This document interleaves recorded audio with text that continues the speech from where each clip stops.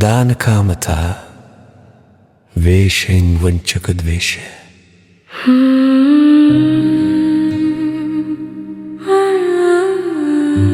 ආදරයෙන් පෝෂණය කළ තමන්ගේ උරුමක්කාරයන් වූ දරුවන් නැසුණු ඇතැමුන්ගේ සිත්හි ද්වේෂය.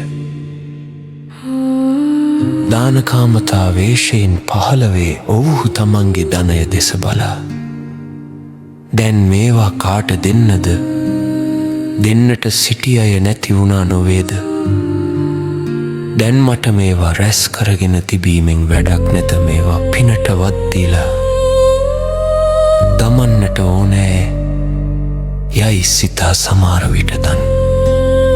දෙති අකුශලය කුශලයට ප්‍රත්‍ය වන බැවින් ද්වේෂය හේතුකොට දෙන දානය වුවත් දෙන අවස්කාවේ ඒ ද්වේෂයෙන් තොරව කුශල චිත්තයෙන් ඒ දේම කළහොත් ඔවුනට ඒ දේමෙන් වැඩ සිදුවේ දෙන අවස්කාවේදී ද්වේෂ සහගත සිතින් මදුනහොත් ඒ දේමෙන් දායකයාට වන වැඩෙක් නැත.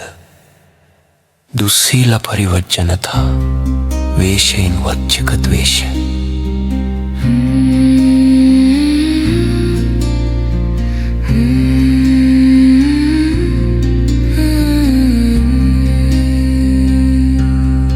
පක්ෂයක් දුස්සීලයන් වශයෙන් ගෙන ඔවුනට ද්වේෂ කරන ගර්හා කරන ඇතැමුන් කෙරෙහි ඒ ද්වේෂ දුශ්ශීල පරිවර්ජනතා වේශය ගන්නේය. එයින් වංචිත වූ ඔවුහු තමන් දුස්සීලයන් වශයෙන් සලකන භික්ෂූන් වසන විහාරයන්ට නොයති. ඔවුන්ගෙන් දහම් නොවසති. දුටු තැන ඉවත බලති. ගර්හා කරති. දුස්සීලයන් ඇසුරු නොකිරීම නම් යහපත් එහෙත් කවරකුට වුවද ද්වේෂ කිරීම පාපයකි. දුස්සීලයන් ඇසුරු කිරීමට බියවන එහි ආදීනවය කියන ඒ පින්වත්තු ශ්‍රමණ දුස්සීලයන්ට මුත්ගිහි දුස්සීලයන් හට බිය නොවෙති. අසත්පුරුෂ පරිවර්ජනතා වේශයෙන් වංචක ද්වේෂය.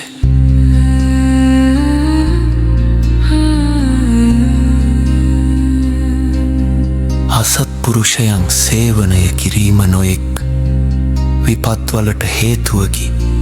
ඔවුන්ගෙන් දෙන්ම විසීම යහපති. සමහර කෙනෙකුට සමහර කෙනෙකුන් සම්බන්ධයෙන් හටගන්නා ද්වේෂයද අසත්පුරුෂ පරිවර්ජනතා රූපයෙන් පහළවේ. එයින් වංචිත වූ තැනැත්තේ තමා නොසතුටු පුද්ගලයන් දුක කළා. අසත්පුරුෂයන්ගෙන් දුරුවීමේ ආකාරයෙන් ද්වේෂයෙන් ඉවත බලයි. නැති තැන ඔහුට ගර්හාද කරයි.